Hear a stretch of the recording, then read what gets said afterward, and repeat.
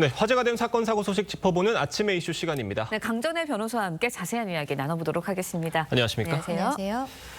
자, 조폭 연루설이 제기된 방송인 조세호 씨 출연 중이던 프로그램에서 결국 자진 하차하기로 했네요. 그렇죠. 지금 이 의혹이 좀 커지고 있는 상황이기 때문에 예. 조세호 씨 입장에서는 의혹이 다 해결될 때까지 일단 방송에서 하차하겠다라고 밝히고 있는 상황입니다. 이 상황에 대해서 잠깐 말씀을 드리면요. 예. 지난 29일에 한 누리꾼이 글을 올렸는데 지역 조직폭력배와 조세호 씨가 연관이 되어 있는 것이 아니냐라는 의혹을 제기를 했습니다. 그 조직폭력배 같은 경우에는 자금 세탁, 불법 도박 같은 것들을 운영하는 것으로 알려져 있는데 프랜차이즈 식당도 운영을 하고 있다고 해요. 예. 그런데 이 프랜차이즈 식당에 조세호 씨가 자주 오기도 하고 이런 것들이 고가의 선물을 받으면서 홍보해주고 있는 것이 아니냐라고 이야기를 하면서 사진 지금 나오고 있는데요. 예. 어깨동무를 하고 노래를 부르고 있는 사진이라든지 이 프랜차이즈 식당에 와서 있었던 사진 같은 것들을 제시를 하고 있는 상황입니다. 네, 조세호 씨 어제 자신의 SNS를 통해서 조폭 연루설에 대한 입장 직접 밝히기도 했거든요. 그렇죠. 일단은 사실이 아니다라고 예. 이야기를 하고 있습니다. 다만 지방 행사가 많아서 돌아다니는 과정에서 다양한 사람들을 만나게 되었다라고 이야기를 하고 있고요. 본인이 이런 관계에 대해서 조금 더 신중했어야 됐는데 성숙하게 대처하지 못했다. 그리고 지금 이러한 사진이 나온 것 자체에 대해서도 반성하고 있다라는 메시지를 내고 있습니다. 조세호 씨 조폭 연루설을 처음 제기한 누리꾼도 어제 SNS에 입장문을 냈다고 합니다. 추가 폭로를 멈추겠다는 내용이 담겨 있다고 해요. 그렇죠. 조세호 씨가 책임을 지는 모습을 보았다라고 예. 이야기를 하고 있고요. 예. 본인은 개인적으로 조세호 씨에 대한 악감정이 있는 것은 아니다라는 부분도 밝히고 있습니다. 다만 이제 본인이 책임을 지는 모습을 보고 있었기 때문에 그동안에 받았던 제보라든지 자료 같은 것들은 이제는 더 이상 외부에 공개는 하지 않고 개인적으로 보관을 하고 있을 것이다라고 하면서요. 조세호 씨 측에서는 또 법적인 대응도 예. 예고를 한 부분들이 있거든요. 그러면은 이 법적인 절차에 있어서 그 한도 내에서 자료를 제출하게 될 것이다라고 밝히고 있는 상황입니다. 네, 앞서 짚어주신 것처럼 조세호 씨 소속사 오해를 해소하기 위해서 법적 대응에 나서겠다라고 밝혔습니다. 그런데 이제 이런 경우 그러니까 온라인상에서 제기된 연예인 관련 폭로나 의혹에 대해서 수사 절차는 어떻게 진행이 되나요? 일단 조세호 씨 입장에서는 사실이 아니다라고 예. 이야기를 하고 있기 때문에요. 허위사실 적시 명예훼손 그리고 업무방해 이런 혐의로 이 누리꾼을 고소를 할 가능성이 높아 보입니다. 그렇게 되면은 일단은 고소인 쪽 조사를 먼저 하게 돼요. 그럼 조세호 씨가 경찰에 출석을 해서 지금까지 나온 자료가 본인의 사실과 다르다는 것에 대해서 먼저 소명을 하게 되고요. 그러면은 이제 경찰에서는 피고소인 그 누리꾼을 불러서 여기에 대해서 글을 올리게 된 계기라든지 자료들을 수집하게 된 계기 이런 것들에 대해서 조사를 하게 될 것으로 보입니다. 네, 지켜보도록 하고요. 다음 소식 짚어보겠습니다. 경찰이 337만 명의 개인정보를 유출한 쿠팡에 대해서 고강도 압수수색을 진행을 했습니다. 영장에 피의자로 중국 국적의 전 직원 이 부분이 적시가 됐다고 해요? 그렇죠. 지금 알려진 것만 해도 3,370만 예. 명의 그 정보가 유출되었기 때문에 그러니까요. 정말 역대급의 상황이고요. 어제 여기에 대해서 압수수색이 있었는데 17명 정도가 투입이 됐는데 예. 10시간 넘게 고강도 조사가 있었습니다. 일단 영장에는요. 이 전직 그 중국인 직원이 예. 피의자로 적시가 되어 있는 상황이거든요.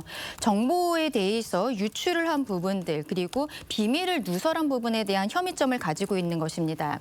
일단 경찰 입장에서는요. 유출자와 유출 경로에 대한 사실관계를 확인하는 것이 최우선이고요. 그리고 전직 이 중국인 직원 같은 경우에는 한국에 없는 것으로 알려지고 있어요. 그렇기 때문에 신병 확보에 있어서도 최우선적으로 처리를 해야 되는 상황이 아닌가 싶습니다. 네. 그리고 이게 지금으로서는 영장에 이 중국인 직원만 피의자로 적시가 되어 있지만 향후의 수사 방향에 따라서는 경영진에서도 여기에 대한 과실 책임이라든지 이런 것들을 묻을 수 있거든요. 그렇다면은 피의자가 조금 더 확대될 가능성도 있는 상황입니다. 네, 대통령도 나섰습니다. 이재명 대통령 쿠팡 사태를 언급하면서 징벌적 손해배상 등 경제 제재 현실화하라고 지시를 했습니다. 이와 함께 이제 공정거래위원회가 압수수색 등을 할 수 있도록 강제 조사권을 부여하는 방안 검토하라고도 이야기를 했습니다. 어떻게 보세요? 근데 이 부분은 조금 걱정되는 부분들도 있습니다. 있습니다. 지금 공정거래법상 공정위 같은 경우에는요. 강제 수사를 할 수 있는 이런 권한은 없고 조사 권한만 가지고 있는 것이거든요. 그렇다면은 경찰이나 검찰 같은 경우에는 압수수색 같은 강제 수사를 하는 과정에 있어서 법원에서 발부한 영장으로서 1차적으로는 어떤 권력 남용 이런 것들이 좀 정리가 되는 부분들이 있는데 대통령께서 말씀하신 의도는 알겠습니다만 이렇게 만약에 공정위에게 강제 수사권을 바로 부여하는 형태의 법의 제도 개선이 이루어진다면 이것은 또 역시 권한 남용이라든지 이런 것들을 더 이상 제어할 수 있는 방법이 없을 수도 있겠다는 지적들이 있는 것이죠. 앞으로 좀 공론화가 필요한 부분이 아닌가 싶습니다. 네. 3,370만 명의 개인정보를 유출한 사태입니다. 제가 앞서 좀 잘못 말씀드려 짚어주셨지만요. 다시 말씀드리면서 쿠팡 사건이 미국에서 발생했다면 배상금 규모가 수십조에 이르렀을 거란 분석도 나왔습니다. 이게 실제로 미국에서도 쿠팡 본사를 상대로 집단 소송 진행이 되고 있다고 하는데 이게 한국에서의 소송과는 어떤 차이점이 있는 거예요? 일단은 별개로 진행이 되게 되는 거죠. 지금 한국에서도 집단 소송들이 이루어질 것으로 예상이 되는데요. 한국에서는 비슷한 형태로 개인정보 유출이 나왔을 때는 위자료로서 한 10만 원 정도 그리고 때로는 아예 이러한 것들이 인정이 되지 않는 경우들이 있습니다. 근데 미국 같은 경우에는 알아보니까요. 한 20달러에서 1,000달러 정도, 그러니까 한국 돈으로 3만 원에서 1인당 150만 원까지도 배상이 나오는 경우들이 있다는 거예요. 그리고 옵트아웃 제도라고 해서 우리는 본인이 원고로서 참여를 하겠다는 사람만 하지만 미국 같은 경우에는 피해자들이 전부 참여를 할 수 있는 부분들이 있습니다. 그러면 만약에 여기에 있어서 이 피해자들이 승소를 하게 된다면 미국 내에서 쿠팡이 배상을 해야 되는 금액이 9,800억 원에서 크게는 우리 돈으로 49조 원에 이를 수 있다라는 이야기들이 나오고 있거든요. 미국 법상으로도 이렇게 중요하게 정보 유출이 있는 경우에는 공시 의무가 있는데 쿠팡은 지금까지 그 공시 의무를 제대로 이행하지 않았다라는 것이 어느 정도 좀 드러난 부분들이 있기 때문에 미국에서의 소송도 좀 촉각에 주의가 보이고 있는 상황입니다. 네, 이런 가운데 국회가 오는 17일 쿠팡 청문회를 열기로 했고요. 또 창업자죠. 김범석 의장 증인으로 채택을 했습니다. 불출석할 때는 김 의장을 고발할 전망이라고 하는데 지금 김 의장의 거처도 파악이 안 되고 있는 상황이거든요. 출석을 해서 자신의 입장을 이야기할 수 있을까요? 어떻게 보세요? 네, 그러니까요. 이제 본인이 지난 10월에도 국정감사에 불출석 사유서를 냈습니다. 글로벌 비즈니스 일정이 이미 있었기 때문에 한국에 들어와서 국회에 출석할 수 없다라고 이야기를 했었던 부분들이 있는데요.